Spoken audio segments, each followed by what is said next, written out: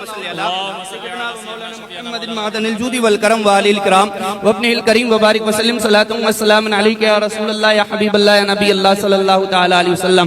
پیغام اعلیٰ حضرت کانفرنس میں آنے والوں یہاں سے یہ پیغام لے کر کے جانا۔ اللہ اکبر۔ میں آپ کو حدیث کی روشنی میں ایک حدیث سناؤں گا۔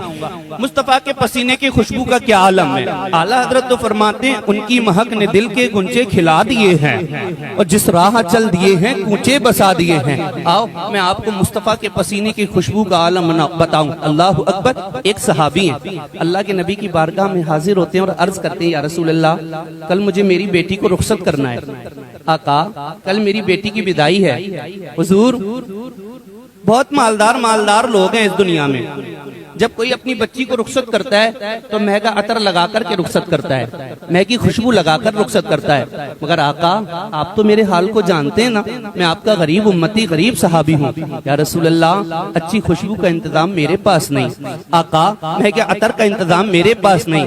حضور میں آپ کے پاس آ گیا ہوں، یا رسول اللہ خوشبو کا انتظام کر دیا جائے۔ اللہ اکبر۔ یہ صحابی تھے جو جانتے تھے، جن کا عقیدہ یہ ہے مصطفیٰ سب کچھ دینا جانتے ہیں، مصطفیٰ مالک و مختار ہیں، اور اسی عقیدے کی ترجمانی کرتے ہوئے میرے اعلیٰ حضرت فرماتے ہیں کون دیتا ہے دینے کو چاہیے، دینے والا ہے سچا ہمارا نبی۔ اللہ اکبر۔ صحابی تھے، مصطفیٰ کی بارگاہ میں جہیز مانگنے نہیں گئے تھے، جہیز کے لیے پیسے لینے نہیں گئے تھے، بلکہ کہا یا رسول اللہ مجھے خوشبو کی ضرورت ہے، میرے پاس خوشبو کا بھی انتظام نہیں ہے۔ آج ہمارے معاشرے نے کیا دن دکھائے ہیں، آج سماج والوں نے کیا دن دکھائے ہیں۔ لوگوں اعلیٰ حضرت کانفرنس میں آنے والوں پیغام اعلیٰ حضرت سن کر کے جانا۔ آج دنیا نے کیا دن دکھایا ہے۔ اللہ اکبر۔ آج ہم کیا دیکھتے ہیں، جیسے ہی امام صاحب مسجد کے اندر سلام پھیرتے ہیں کہ ایک بوڑھا آدمی دیوار کا سہارا لیتے لیتے کمر جھکی ہوئی ہے، دیوار کا سہارا لیتے ہوئے کھڑا ہوتا ہے، اور کھڑا ہونے کے بعد مسجد کی صفوں کے درمیان اعلان کرتا ہے بھائیو میری بیٹی کی شادی ہے، مجھے میری بیٹی کے جہیز کے لیے پیسے جمع کرنا ہے، خدا را آپ میری تھوڑی سی مدد کر دو۔ اللہ اکبر۔ کیا ہم دیکھتے ہیں کہ کوئی مسجد کے گیٹ پر بیٹھ کر کے بھیک مانگتا ہے، بھیک کیوں مانگ رہا ہے؟ کل اس کو بیٹی کو رخصت کرنا ہے، بیٹی کے جہیز کے لیے پیسے مانگ رہا ہے۔ اللہ اکبر۔ ہم یہ دیکھ رہے ہیں کوئی بوڑھا آدمی لاٹھی کا سہارا لیتے ہوئے کسی سیٹ کے گھر کے چکر لگا رہا ہے، کسی پردھان کے گھر کے چکر لگا رہا ہے، کسی چیئرمین کے گھر کے چکر لگا رہا ہے۔ اللہ اکبر۔ ہم کیا دیکھتے ہیں کوئی بوڑھی ماں جس کے چہرے پر جھریاں پڑ گئی ہیں، جس کو آنکھوں سے صاف دکھائی نہیں دیتا ہے، مگر وہ بھی فٹ پاتھ پر بیٹھ کر کے بھیک مانگتی ہے۔ میں نے کہا اے بوڑھی ماں تیری یہ عمر تو نہیں ہے کہ تو بھیک مانگے، تیرا تو گزارا ایسے ہی چل جائے گا۔ تو بوڑھی ماں کے کپ کپاتے ہوئے لہجے سے یہ جواب آتا ہے ہاں مجھے روٹیوں کے لیے بھیک مانگنے کی ضرورت نہیں ہے، میں تو بھیک اس لیے مانگ رہی ہوں کیونکہ میری بچی کی شادی آنے والی ہے، میری بچی کا نکاح ہونے والا ہے، مجھے میری بچی کے جہیز کے لیے انتظام کرنا ہے۔ میں تم سے پوچھنا چاہتا ہوں اے سماج والوں، آج یہ مسجد کی صفوں کے درمیان بوڑھا کھڑا ہوا ہے جو جہیز کے لیے بھیک مانگ رہا ہے، اس کو مسجد کی صفوں کے درمیان کھڑا ہونے پر کس نے مجبور کیا ہے؟ کوئی اگر مسجد کے گیٹ پر بیٹھ کر بھیک مانگ رہا ہے، اس بوڑھے کو مسجد کے گیٹ پر بیٹھنے پر کس نے مجبور کیا ہے؟ کوئی اگر پردھان کے گھر کے چکر لگا رہا ہے، اس کو بھیک مانگنے پر کس نے مجبور کیا ہے؟ اگر کوئی بوڑھی ماں فٹ پاتھ پر بیٹھ کر کے بھیک مانگ رہی ہے تو اس بوڑھی ماں کو بھیک مانگنے پر کس نے مجبور کیا ہے؟ تو سارے لوگوں سے ایک ہی جواب آئے گا، یہ ظالم معاشرے والے جنہوں نے جہیز کی لمبی لسٹیں تیار کر لی ہے۔ کوئی اٹھتا ہے کہتا ہے 4 لاکھ کا جہیز مجھے چاہیے ہے، تو کوئی اٹھتا ہے کوئی کہتا ہے بلٹ بھی مجھے چاہیے ہے، تو کوئی اٹھتا ہے کہتا ہے کہ مجھے 500 آدمیوں کے براتیوں کا کھانا بھی چاہیے ہے۔ اللہ تکبیر، نعرہ رسالت، نعرہ رسالت، مسلک اعلیٰ حضرت، پیغام اعلیٰ حضرت مفتی جعفر صاحب نیپالی، نعرہ تکبیر، نعرہ رسالت۔ کوئی بیچ سے اٹھتا ہے کہتا ہے مجھے 500 آدمیوں کے برات کا کھانا بھی چاہیے ہے۔ میں پوچھتا ہوں نادان، یہ رکشہ چلانے والا بوڑھا باپ، یہ ریڑھی لگانے والا بوڑھا باپ، یہ چھوٹی سی دکان چلانے والا بوڑھا باپ، ارے جس کی داڑھی تو اس فکر میں سفید ہو گئی ہے، اس کے گھر میں 4 بیٹیاں جوان موجود ہیں، آج رشتے نہیں آتے ہیں۔ کیوں رشتے نہیں آتے ہیں؟ کیونکہ جہیز دینے کے لیے اس کے پاس کچھ نہیں ہے، یہ دوسروں کے پاس جا کر کے ہاتھ پھیلاتا ہے۔ یہ رکشہ چلانے والا بوڑھا آدمی 50 روپے جمع کر کے اپنی بچیوں کے جہیز کا انتظام کرتا ہے. میں کہتا ہوں آج تم نے اس بوڑھے آدمی کو بھیک مانگنے پر مجبور کیا ہے. تم کیا سوچتے ہو کسی کی بچی کو جہیز کے چکر میں تم ٹھکرا کر کے چلے آتے ہو؟ اس کا دل نہیں دکھتا ہے؟ قسم خدا کی جب اس کا دل ٹوٹتا ہے تم سوچتے ہو کسی کو خبر نہیں ہے؟ نہ پیارے مصطفیٰ فرماتے ہیں اگر میرے امتی کے پیر میں کانٹا چبھتا ہے امتی کو تکلیف بعد میں ہوتی ہے, مجھ مصطفیٰ کو تکلیف پہلے ہوتی ہے. اور بریلی کا رضا بولا فریاد امتی جو کرے حال اظہار میں ممکن نہیں کہ خیر بشر کو خبر. نعرہ تکبیر, نعرہ رسالت, تعلیمات اعلی حضرت, پیغام اعلی حضرت, جشن اعلی حضرت, دستار بندی, نعرہ تکبیر, نعرہ رسالت. بہت اچھا پیغام, بہت اچھا. کسی کی بچی کو ٹھکرا کر تم چلے آتے ہو, تم تو سوچتے ہو کیا فرق پڑتا ہے؟ ناشتہ تم نے کھایا ہے, ناشتہ کر کے آئے ہو, 500 روپے دے کر کے چلے آئے. کبھی آپ نے جانا اس کا ناشتے میں کتنا خرچ؟ یہ پرابلم یہ نہیں کہ تم اس کا ناشتہ کھا کر واپس چلے آئے ہو, پرابلم یہ ہے اس کی بچی کو اب عیب کے ساتھ دیکھا جائے. پتہ نہیں کیوں منع کر کے چلے گئے, کیوں منع کر کے چلے گئے؟ ایک جگہ سے رشتہ آیا تھا, نہ جانے کیوں منع کر کے چلے گئے. کچھ بوڑھی مائیں گاڑی میں بھر کے جاتی ہیں, ارٹیگا لے کر جاتی ہیں, 7 لوگوں کے بیٹھنے کا انتظام ہوتا ہے, 5 عورتیں جاتی ہیں, 2 مرد جاتے ہیں, اور بوڑھی مائیں وہاں تو ناشتہ کر کے آتی ہیں, بعد میں گھر آ کر کے کہتی ہیں وہ لڑکی کی ناک تھوڑی ٹھیک نہیں ہے, لڑکی کو چلنا نہیں آتا, لڑکی کی ہائٹ بڑی نہیں ہے. میں کہتا ہوں بوڑھی ماں تیرے قبر میں پیر لٹک گئے ہیں. آج تو جس بچی کے اندر عیب نکال رہی ہے, اللہ نہ کرے اگر کل اس بچی نے میدان محشر میں حضرت فاطمہ کے سامنے, مصطفیٰ کے سامنے اللہ کے حضور تیری شکایت لگا دی, یا رسول اللہ اے فاطمہ الزہرا رضی اللہ تعالیٰ عنہ, اس نے مجھ میں عیب نکالا تھا, اس نے مجھے ناک چھوٹی بتایا تھا, اس نے میری ہائٹ چھوٹی بتایا تھا. میں کہتا ہوں اگر اللہ کے حضور تیری شکایت لگا دی تیری آخرت برباد ہو جائے گی. اگر دنیا و آخرت کی کامیابی چاہتے ہو تو کسی کی بچی میں عیب نہ نکالو, کسی غریب آدمی کا دل نہ توڑو. جب تم کسی غریب کو اگر مسکراہٹ میں نہیں دے سکتے تو کسی کی آنکھ میں آنسو بھی نہ آنے دو, ورنہ یاد رکھو اگر یہ غریب امتی یہاں آنسو بہائے گا, مصطفیٰ جانے رحمت مدینے میں بیٹھ کر کے میرے مصطفیٰ کو اس کی خبر ہوگی, تب تیری دنیا بھی برباد ہو جائے گی, تیری آخرت بھی برباد ہو جائے گی. اگر دنیا و آخرت کی سلامتی چاہتے ہو, دنیا و آخرت کی کامیابی چاہتے ہو, تو پیارے کسی غریب آدمی کے چہرے پر مسکراہٹ لے آ. ادھر غریب مسکرائے گا, ادھر مدینے والا تاجدار. زندہ باد, زندہ باد, بہت اچھا. واہ واہ واہ. ادھر غریب مسکرائے گا, ادھر مدینے میں میرے آقا مصطفیٰ مسکرائیں گے. آپ کیا جانتے ہو منع کر کے چلے آتے ہو جس بچی کو تم منع کر کے آئے ہو, جب یہ اپنے رات کے سناٹے میں اپنے روم میں جاتی ہے اور تکیے سے سر رکھ کر کے جب روتی ہے نا, تب یہی پکار آتی ہے, جب تکیہ بھگوتی ہے آنسوؤں سے تو یہی عرض کرتی ہے مولا یا تو تو کسی کو بیٹی نہ دے, اور اگر بیٹی دے تو پھر غریبی نہ دے.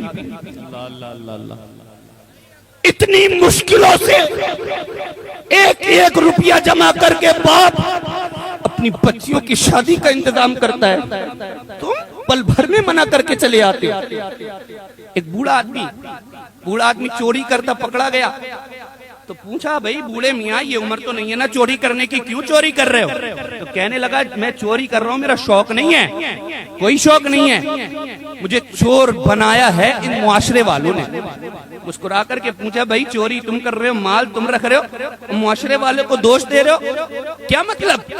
تو بوڑھا آدمی کہنے لگا مطلب یہ میرے گھر میں 4 بچیاں موجود ہیں, 4, سب سے بڑی بیٹی 32 سال کی ہو گئی ہے, اب رشتے آنا منع ہو گئے, رشتے نہیں آتے.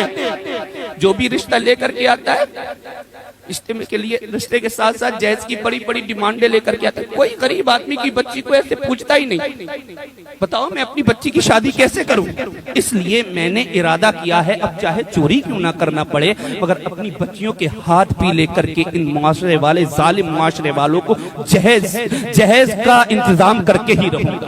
میں کہتا ہوں اس بوڑھے آدمی کو چور کسی اور نے نہیں بنایا ہے. یہی ہمارے تمہارے نوجوان جن کا جہیز کے لیے منہ کھولا ہوا ہے, پھیلا ہوا ہے. خدا را یار نوجوانوں, اللہ نے ہاتھ پیر سلامت دیے, اپنے ہاتھ کا کھاؤ کماؤ, کیوں کسی پر بوجھ بن رہے ہو؟ بات دوسری طرف نکل گئی. عرض یہ کر رہا تھا, پیغام اعلیٰ حضرت یہی ہے, مصطفیٰ فرماتے ہیں نکاح کو آسان کرو, زنا کو مشکل کرو. اور آج تم نے نوجوانوں زنا اتنا بڑھ گیا اتنا, کیونکہ نکاح مشکل ہو گئے. ایک نکاح 15-20 لاکھ میں جا کر کے بیٹھ رہا ہے. غریب آدمی کہاں سے کرے گا؟ شہوت تو سب کے اندر ہے, نفس تو سب کے اندر ہے. 18 سال کے بعد نفس بھڑکتا ہی ہے. تب ہم دیکھتے ہیں کوئی بچی کسی کے ساتھ بھاگتی نظر آتی ہے, کوئی کسی کی بچی کو لے کے بھاگتا ہوا نظر آتا ہے. جانتے ہو اسی وجہ سے جب آپ ٹائم پر شادیاں نہیں کرو گے نا تو نفس بھڑکے گا, اور جب نفس بھڑکے گا تو یہی رزلٹ ہمارے تمہارے سامنے آئے گا. عرض یہ کر رہا تھا, صحابی بھی گئے تھے مانگنے کے لیے, جہیز مانگنے کے لیے نہیں گئے تھے. آگے واپس بات پہ محبت سے بولو سبحان اللہ. بات سمجھ میں آ رہی ہے تو آ رہی ہے, ہاتھ اٹھا کر کے بولو یا رسول اللہ. صحابی جہیز مانگنے کے لیے نہیں گئے تھے. صحابی عرض کرنے لگے, یا رسول اللہ مہنگی خوشبو کا, مہنگے عطر کا انتظام نہیں ہے, حضور انتظام کر دیا جائے. مصطفیٰ مسکرائے. مسکرانے کے بعد کائنات کے دولہا نے کہا تھا, جاؤ صحابی ایک شیشی لے کر کے آنا, ایک لکڑی لے کر کے آنا. صحابی دوڑے گئے ہیں, ایک لکڑی اور ایک شیشی لے کر کے آئے ہیں. مصطفیٰ نے شیشی کو پکڑا ہے, لکڑی کو لیا ہے, جس میں مبارک سے پسینہ نکال کر کے شیشی میں سمو دیا ہے, اور صحابی سے کہا تھا, جاؤ صحابی اس شیشی کے ساتھ اپنی بچی کو رخصت کر دینا. اللہ اکبر. صحابی گئے ہیں, اپنی بچی کے پاس جا کر کے بیٹھے ہیں, آنکھوں میں آنسو ہے, اور عجیب لب و لہجے سے کہتے ہیں, میری بیٹی تو جانتی ہے تیرا باپ غریب ہے, تو جانتی ہے تیرے باپ کے پاس مال نہیں, تو جانتی ہے تیرے باپ کے پاس دولت نہیں. بیٹی تیرا باپ اچھے عطر کا انتظام نہ کر سکا, مگر میری شہزادی تیرا باپ تیرے لیے وہ لے کر کے آیا ہے جو آج تک کسی کو میسر نہیں ہوا ہے. اللہ اکبر. بیٹی نے اپنے ابا کے آنسو پوچھتے ہوئے کہا تھا, ہم نہ میرے بابا نہ مجھے مال کی ضرورت نہیں ہے, مجھے دولت کی ضرورت نہیں ہے, مجھے مہنگے عطر کی ضرورت نہیں ہے. ارے میرے لیے تو اتنا ہی کافی ہے. ابا آپ میرے سر پر ہاتھ رکھ کر کے دعا دے دیں, میرے لیے اتنا ہی کافی ہے. اللہ اکبر. صحابی کا کہنا ہے کہ جن لوگوں نے اپنی بچیوں کو مہنگے عطر کے ساتھ رخصت کیا تھا, جن لوگوں نے اپنی بچیوں کو مہنگی خوشبو کے ساتھ رخصت کیا تھا, ان کا گھر یا تو ایک دن مہکا تھا, یا ایک ہفتہ مہکا تھا, یا ایک مہینہ مہکا تھا, یا بہت سے بہت 1 سال مہکا تھا. صحابی فرماتے گئے, میں نے اپنی بچی کو مصطفیٰ کے پسینے کے ساتھ رخصت کیا تھا. میری بچی کا گھر 1 دن نہیں, 1 ہفتہ نہیں, 1 مہینہ نہیں, 1 سال نہیں, بلکہ میری بچی کا گھر, میری بچی کی 7 نسلیں مہکتی رہی ہے. اور بریلی کے رضا بولے, واللہ جو مل جائے میرے گل کا پسینہ, مانگے نہ کبھی عطر نہ پھر چاہے دلہن. اللہ اللہ یا رسول اللہ, یا رسول اللہ. زندہ باد, زندہ باد, زندہ باد. بہت اچھا.